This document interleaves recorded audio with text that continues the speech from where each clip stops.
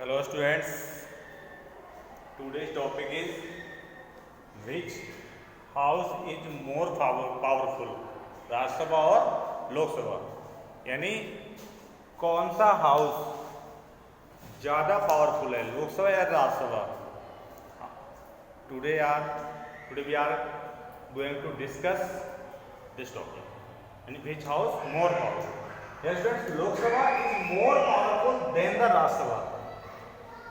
Lok Sabha is more powerful than the Rajya Sabha. You are looking points.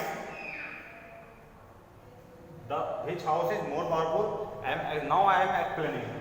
Listen, Rajya Sabha is more powerful because it called the upper house. यहाँ एक point है कि Rajya Sabha is more powerful because it is called the upper house and Lok Sabha यानी Rajya Sabha is more powerful because it called the upper house. क्या हम कह सकते हैं कि राज्यसभा अपर हाउस है इसलिए वो मोर यानी उसमें ज्यादा पावरफुल है। Lok Sabha is called lower house so it is मतलब ये उतना पावरफुल नहीं है जितना राज्यसभा है।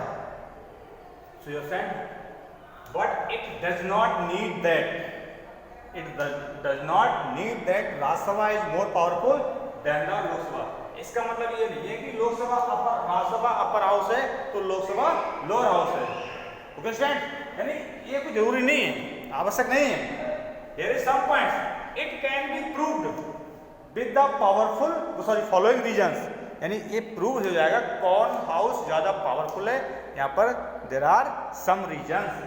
सो स्टूडेंट्स, एन ऑर्डरिंग लॉज यानी लॉज और bill need to be passed by the both house. यानी ऑर्डिनरी बिल एक होता है मनी बिल और एक होता है ऑर्डिनरी बिल। मनी बिल जो होता है वो केवल लोकसभा में पास होता है, उससे लोकसभा में जाता है, राज्यसभा में नहीं जाता। वो राज्यसभा में केवल वो चेक होने के लिए जाता है, यानी सजेशंस के लिए जाता है, उसमें रीडिंग के लिए जाता है। ऑर्डिनरी बिल दोनों हाउसों में पास होना कंपल्सरी है, लोकसभा और राज्यसभा, है ना। तो ऑर्डिनरी बिल जो है वो दोनों हाउस पास करते हैं। अगर इन केस उस बिल पे दोनों हाउसों में सहमति नहीं हो रही है, बोथ हाउस में यानी नॉट एग्री यानी दोनों हाउस एग्री नहीं है, तो क्या होता है एक ज्वाइंट सेशन जो होता है यानी ज्वाइंट मीटिंग जो होती है वो बुलाई जाती है स्टूडेंट्स। तो क्या है कि ज्वाइंट मीटिंग बुलाई जाती है, यानी जब उस पे जो हाउस होता है, जब लॉज पास होते हैं, तब दोनों उस बिल पे अगर कोई बिल आता है जैसे तो उस पे जैसे आपका एक बिल आया था आर्टिकल 370 पे, वो दोनों हाउसेस पे पास हो गया। इस टाइप के जो होते हैं वो ऑर्डिनरी बिल होते हैं, दोनों हाउस में पास हो गया। बाई चांस वो किसी हाउस में पास नहीं होता तो उस पर ज्वाइंट सेशन मिला के उस पर डिस्कस किया जाता।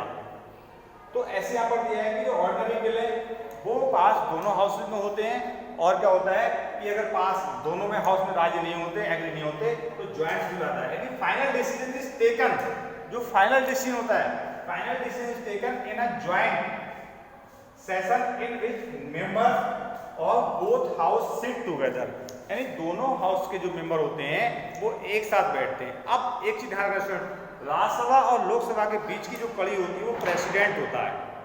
कभी भी क्वेश्चन आता है कि प्रेसिडेंट कंप्राइज, तो प्रेसिडेंट कंप्राइज क्या होता है कि प्रेसिडेंट उन दोनों हाउस को कॉल करता है ज्वाइंट सेशन के लिए, और जो बिल यानी जो लॉ बनते हैं उन पे प्रेसिडेंट के साइन भी होते हैं। बिना प्रेसिडेंट, विदाउट प्रेसिडेंट साइंस यानी वो बिल नहीं होता जब तक उसमें प्रेसिडेंट के साइन नहीं होते। उसमें प्रेसिडेंट भी ऐड हो जाता है। कभी कभी क्वेश्चन आता है कि लोकसभा एंड राज्यसभा यानी comparison Lok Sabha Rajya Sabha and president, तो यही है कि जब तक उस पर बिल पे प्रेसिडेंट के साइन नहीं होंगे वो बिल नहीं माना जाएगा, भले ही वो दोनों हाउस में पास हो जाए। तो ज्वाइंट सेशन जो बुलाता है वो प्रेसिडेंट हमारे बुलाते हैं, ज्वाइंट सेशन प्रेसिडेंट बुलाते हैं, और उसको जो प्रेसिडाइज करता है यानी उसकी जो प्रेसिडाइज करता है, उसका जो प्रेसिडेंट होता है, अध्यक्ष होता है उस समय, वो लोकसभा स्पीकर होती है। एक स्टूडेंट और बता रहा हूं मैं आपको कि जो लोकसभा होती है उसका प्रेसिडाइज होता है, उसका जो हेड होता है वो लोकसभा स्पीकर होता है, और राज्यसभा जो होती है, राज्यसभा को जो प्रेसिडाइज करते हैं वो वाइस प्रेसिडेंट करते हैं। राज्यसभा को वाइस प्रेसिडाइज कौन करता है? Vice president. लोकसभा का जो मेंबर, लोकसभा का जो प्रेसिडेंट जो स्पीकर होता है वो लोकसभा का मेंबर होना चाहिए। लोकसभा का मेंबर होना चाहिए।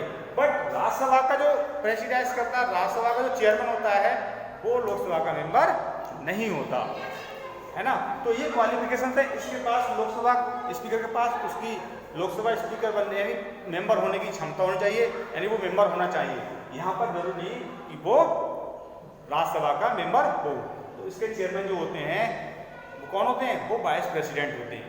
तो स्टूडेंट्स यानी दोनों हाउस क्या करते हैं, तब जाके अब होता क्या, दोनों हाउस से बैठते हैं तो दोनों हाउस में नंबर किसके ज़्यादा होते हैं, लोकसभा के। फिर लोकसभा के हमारे यहाँ 545 मेंबर हैं और राज्यसभा के कितने हैं 245, यानी आधे से भी ज़्यादा है, यानी कितने आधे से भी कम है उनके। राज्यसभा के मेंबर्स कितने हैं, हाफ से भी कम है। तो स्टूडेंट्स की टाइप्स अब देखिए, बिकॉज लार्ज नंबर ऑफ जो दिया है कि because large number of meetings members of Lok Sabha, number of members of Lok Sabha is likely to prevail in such type of meetings.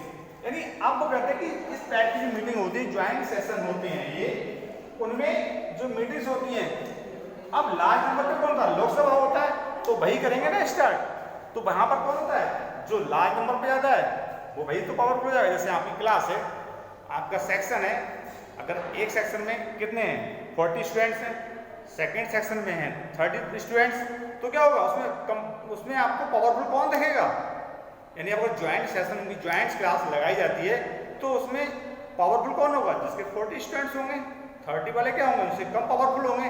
तो वही यहाँ पर है, लोकसभा के मेंबर कितने हैं 545, राज्यसभा के 245 है, तो लोकसभा क्या है मोर पावरफुल हो रहा है यहाँ पर। तो वही है कि तो यानी इस टाइप की मीटिंग्स में लोकसभा ही इसको प्रिवेल यानी स्टार्टिंग करता है।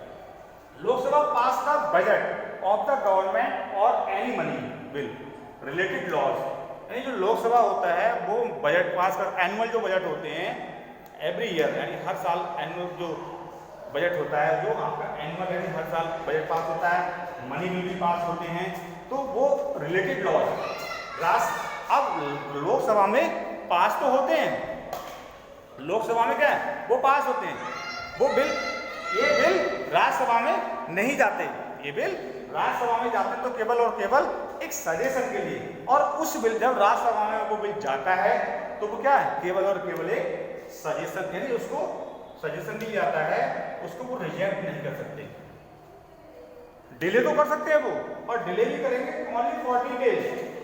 कितने डेज डिले करेंगे, ओनली 14 डेज वो डिले कर सकते हैं। और क्या कर सकते हैं, कह सकते हैं कि सजेस्ट चेंज इन इट, यानी कुछ सजेशन के लिए वो कह सकते हैं, और कुछ नहीं कर सकते, वो उसको रिजेक्ट नहीं कर सकते। मनी बिल या जो बजट जो मनी बिल आते हैं, कोई बिल आता बजट आता है ऑर्डनरी बिल को लैप करके, वो उसको रिजेक्ट नहीं कर सकते, केवल 14 डेज उसको रोक सकते हैं, अगर भले ही उन्हें उसमें एग्री नहीं है, लेकिन वो 14 डेज के लिए उसे डिले कर सकते हैं। बट कुछ कह सकते हैं वो कि इसमें सम चेंज, यानी कुछ चेंज करिए।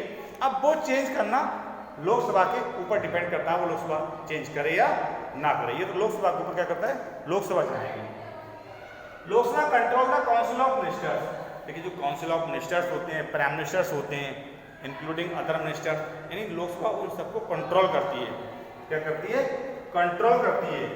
If the majority of Lok Sabha members से that they have no confidence in the council of ministers, all ministers and the prime minister have to quit, यानी क्या करेंगे, हैव टू क्विट कर देंगे वो, कि अगर उससे किसी का काउंसिल लोकसभा को अगर उन पर कॉन्फिडेंस नहीं है, जैसे मेजॉरिटी पार्टी होती है, मेजॉरिटी पार्टी का प्राइम मिनिस्टर होता है, तो उसमें जब वोटिंग होती है, तो जिसके पास ज़्यादा वोट पड़ेंगे वही तो मेजॉरिटी में आएगा। अगर प्राइम मिनिस्टर के लिए वोट कम पड़ते हैं, मान लीजिए लोकसभा में अगर 545 मेंबर हैं, तो यहाँ पर गवर्नमेंट फाइन करने के लिए हमारे पास इलेक्टेड मेंबर है 543 मेंबर्स क्या इलेक्टेड हैं, तो मेजॉरिटी के लिए कितने चाहिए, 272 मेंबर्स का सपोर्ट चाहिए। अगर उसे हाफ से अधिक मेंबर का सपोर्ट नहीं है तो उसे क्या करना पड़ेगा, प्राइम मिनिस्टर को, उस प्राइम मिनिस्टर को रिजाइन करना पड़ेगा।